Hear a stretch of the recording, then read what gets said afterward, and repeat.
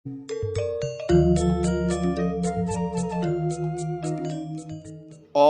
Swastiastu.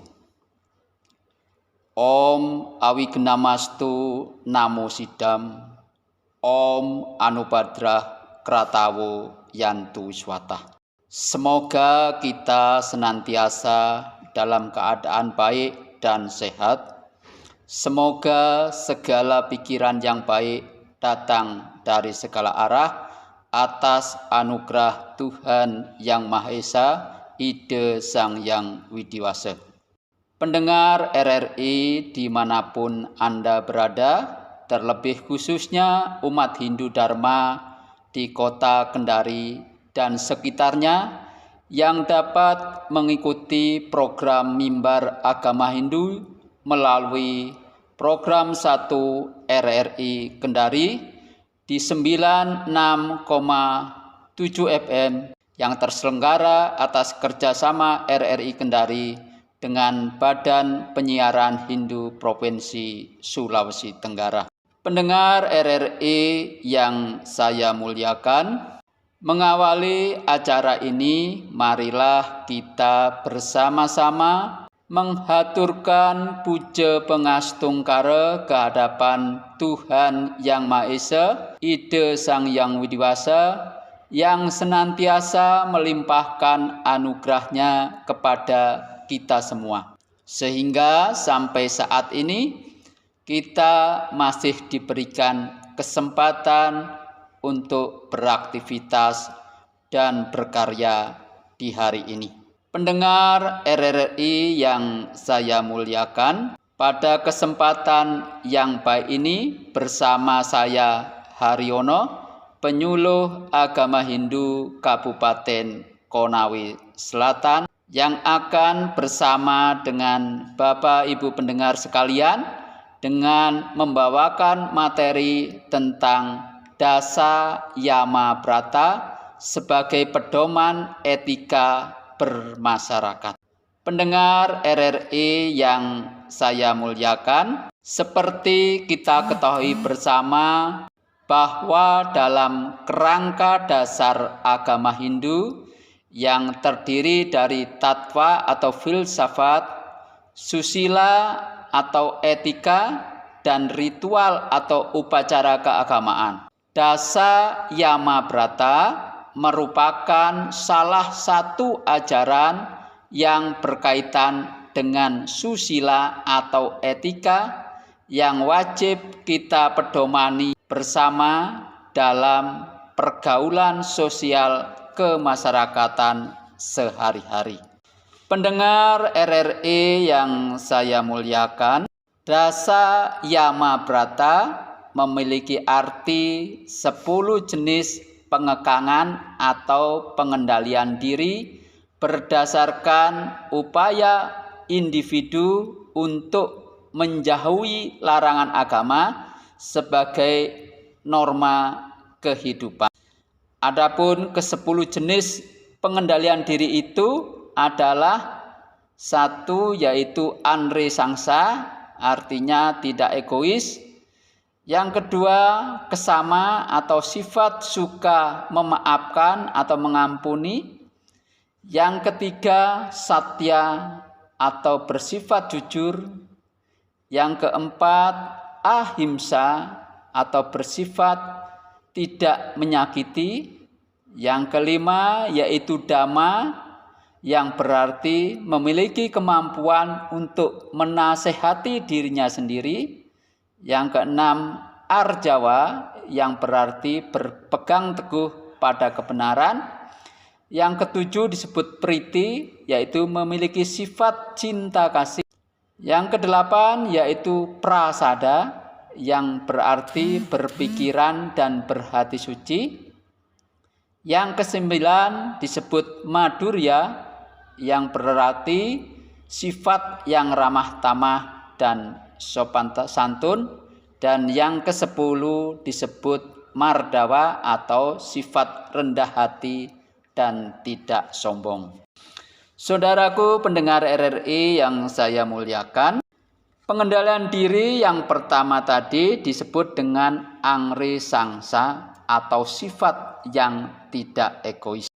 Di zaman ini di mana rasa keakuan semakin meningkat, keakuan akan kepemilikan materi yang dimiliki dan keakuan akan badan ini menyebabkan kemelekatan yang kuat dan bahkan melupakan esensi kesejatian dari sang diri. Untuk itu, agama kita mengajarkan kepada kita untuk tidak egois agar kita bisa lebih peka pada situasi sosial yang berkembang di lingkungan kita dan lebih mengutamakan kepentingan bersama. Contoh sederhananya, ketika kita ingin rumah kita bersih, kemudian kita melakukan usaha untuk membersihkan rumah kita dengan mengumpulkan sampah yang ada di dalam rumah kita sampai lingkungan rumah kita bersih. Kemudian sampah yang terkumpul itu kita buang di halaman rumah tetangga kita. Rumah kita menjadi bersih, tetapi rumah tetangga kita menjadi semakin kotor karena ada tambahan sampah dari rumah kita. Inilah contoh ego kita yang tidak baik. Perilaku hidup yang bersih adalah baik, tetapi hanya mementingkan kebersihan rumah kita sendiri dan membuat kotor rumah tetangga kita, itu adalah sikap yang egois. Seyogyanya kita berperilaku hidup bersih baik di rumah kita sendiri maupun dalam lingkungan sosial kita. Sampah yang terkumpul seharusnya dibuang di tempat penampungan yang telah disediakan. Pengendalian diri yang kedua disebut dengan kesama atau sifat suka mengampuni dan tahan huji menghadapi pasang surutnya kehidupan. Bila kita menyadari seluruh aspek kehidupan, ada berbagai proses yang harus kita lalui. Ada suka, ada duka. Ada baik, ada buruk, ada senang, ada susah. Maka kita akan menyadari bahwa semua proses kehidupan yang kita jalani memang begitu adanya. Kita tidak akan melakukan penyangkalan dan menentang proses dalam kehidupan yang telah kita lalui. Dengan penyadaran seperti ini, maka kita akan mampu menjadi seorang kesamawan, menjadi seorang yang pemaaf. Kemudian dalam pergaulan sosial di lingkungan kerja, di lingkungan sosial di rumah kita, ada kalanya ada hal-hal yang membuat kita jengkel, ada hal-hal yang membuat kita tersinggung dan marah. Tetapi dengan sifat suka mengampuni atau memaafkan, maka kita akan mampu mengendalikan sikap itu dengan baik. Pendengar RRI yang saya muliakan, pengendalian yang ketiga disebut dengan satya atau hidup dengan sikap jujur. Kejujuran di zaman Kali Yuga merupakan barang langka. Di zaman ini di mana manusia lebih cenderung mengutamakan materi dan menggunakan segala cara dan usaha, bahkan menggunakan upaya tipu menipu dengan berbagai triknya. Tetapi ajaran agama senantiasa mengajarkan kepada kita untuk hidup jujur. Karena kejujuran adalah dasar bagi kita dalam upaya mencapai kebahagiaan dalam hidup. Satya atau kejujuran terdiri dari 5 jenis, yakni jujur terhadap hati nurani kita sendiri, atau yang sering kita sebut dengan Satya Hridaya. Kemudian jujur terhadap kata-kata yang kita ucapkan, yang sering kita sebut dengan istilah Satya Wacana. Yang ketiga yaitu jujur terhadap tindakan kita, yang sering kita istilahkan dengan Satya Laksana. Yang keempat adalah jujur terhadap janji yang pernah kita ucapkan kepada orang lain maupun kepada diri sendiri, yang sering kita sebut dengan Satya Semaya. Dan yang kelima yaitu jujur terhadap sahabat kita sendiri, yang sering kita sebut dengan Satya Mitra. Saudara pendengar RRI yang saya muliakan, pengendalian diri yang keempat disebut dengan ahimsa, yang kita artikan yaitu sikap tidak menyiksa atau tidak membunuh. Ajaran ahimsa ini sudah sangat populer di kalangan masyarakat umum. Kitab Weda menjelaskan dengan subhasita ahimsa paramo dharma. Yang maksudnya ahimsa adalah pelaksanaan ajaran dharma agama yang utama. Kitab Bhagavad Gita menerangkan dengan kalimat advesta sarva bhutana, yang artinya jangan membenci semua makhluk, kasihilah semua makhluk. Mahatma Gandhi pun menempatkan ahimsa sebagai salah satu landasan dalam perjuangannya dalam upaya mencapai kemerdekaan negaranya. Tidak menyakiti atau tidak membunuh makhluk lain merupakan landasan utama untuk mencapai kebahagiaan. Saling mengasihi sesama hidup akan mengantarkan manusia pada kebahagiaan yang sejati. Kalau setiap orang mampu melaksanakan ajaran ini, maka dunia ini akan mampu mewujudkan kedamaian. Tetapi pada kenyataannya yang kita lihat sekarang sangatlah berbeda. Orang begitu mudahnya tersinggung. Orang begitu mudahnya terprovokasi dan melakukan tindakan-tindakan yang bertentangan dengan ajaran ahimsa, dan mereka melakukan kekerasan-kekerasan. Pendengar RRI yang saya muliakan, dalam praktek upacara keagamaan Hindu di Nusantara ini masih diperbolehkan melakukan penyembelihan binatang-binatang untuk kebutuhan upacara yatnya dan untuk kebutuhan makanan bagi kehidupan umat manusia, kelangsungan hidup umat manusia, dan kemudian untuk menjamu bila kita punya tamu. Bagi umat Hindu yang mempraktekkan pola makan vegetarian sebagai realisasi ajaran ahimsa juga tidak dilarang.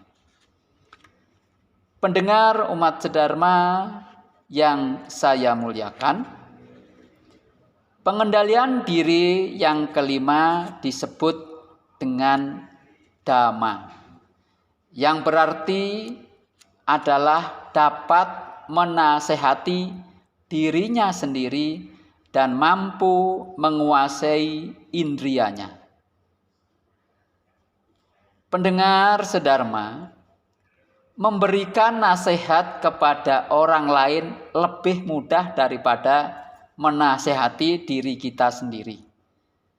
Tingkat pendidikan yang baik, status sosial, ketokohan, dan kekuasaan terkadang membuat rasa ego atau aku kita menjadi meningkat dan susah untuk menerima nasihat orang lain.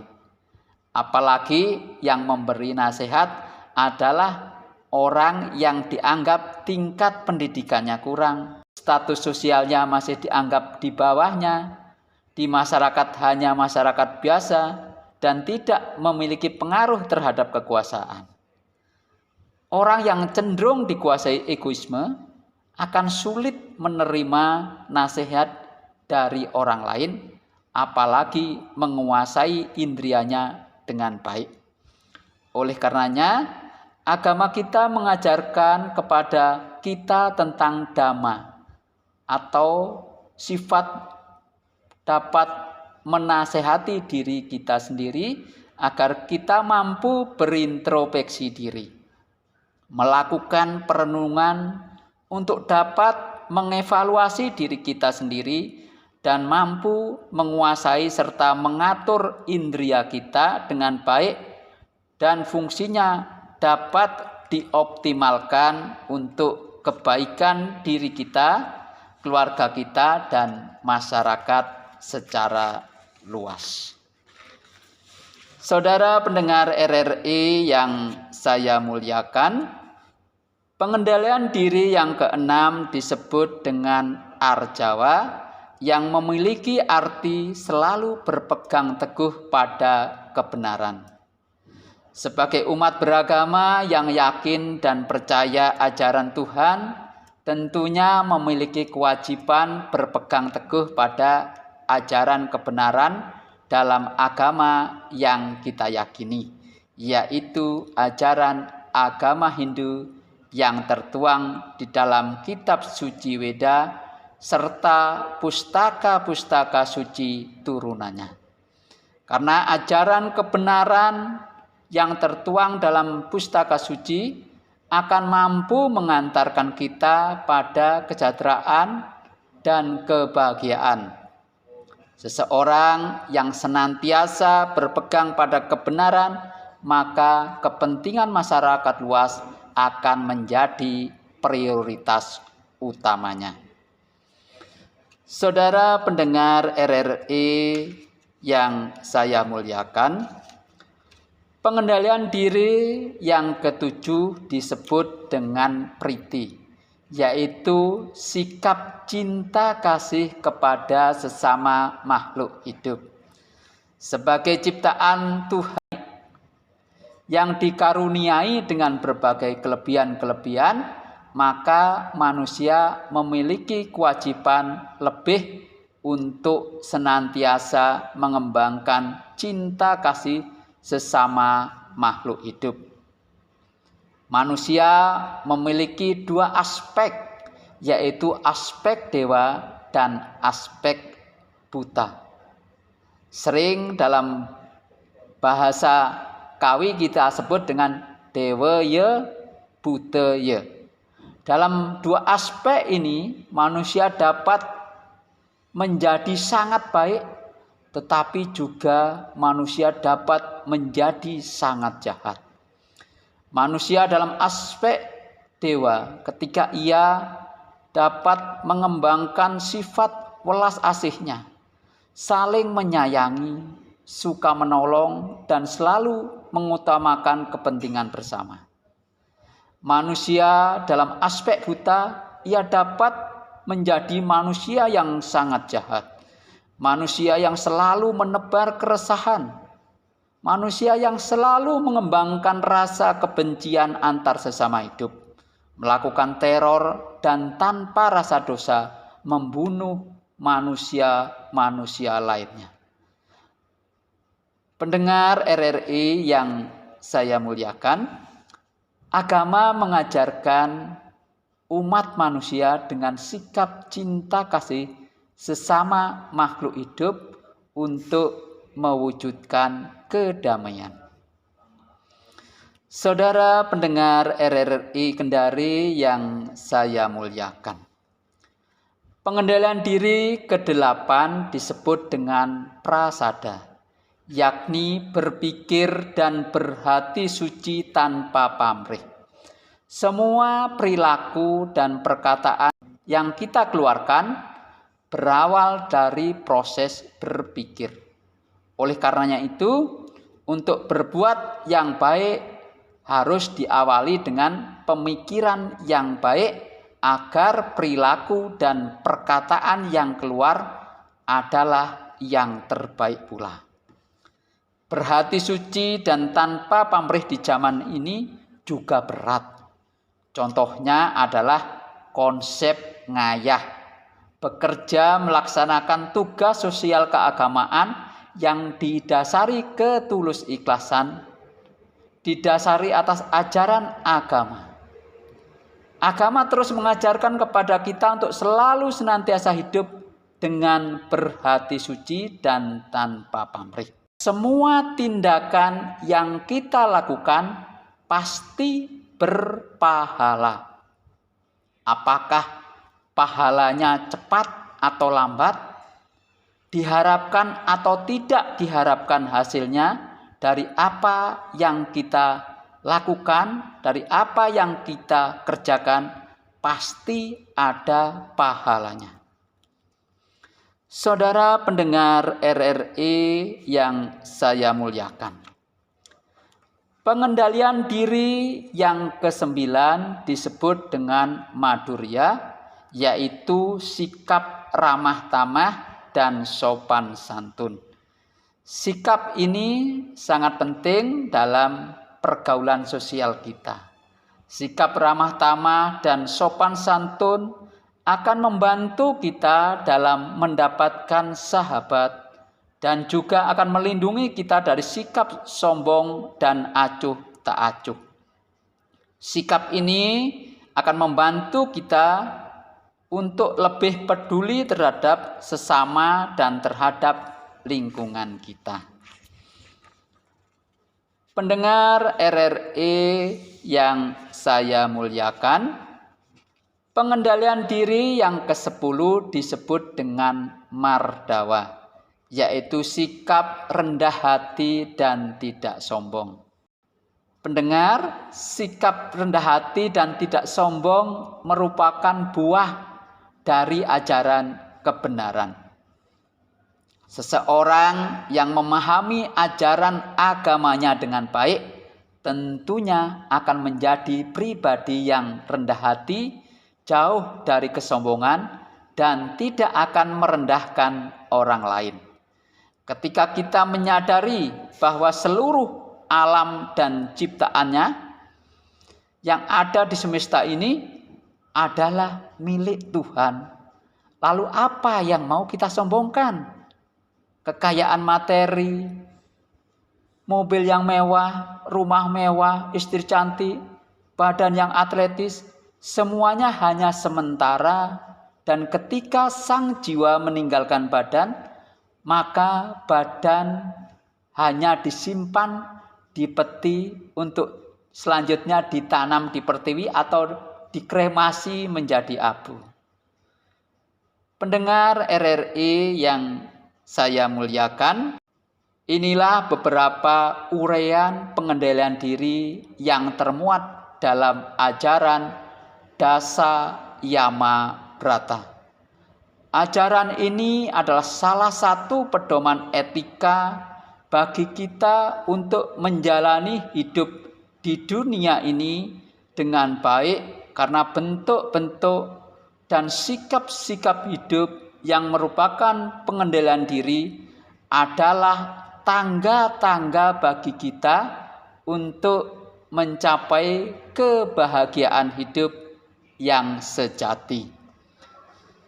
Saudara pendengar RRI Kendari yang saya muliakan, inilah yang dapat saya sampaikan pada kesempatan yang baik ini sebagai pedoman kita bersama dalam menjalani kehidupan kita sebagai anggota masyarakat, sebagai umat beragama. Kiranya materi ini dapat memberi manfaat bagi kita semua. Loka samasta sukino bawantu. Semoga seluruh isi alam berbahagia. Om Santi, Santi, Santi.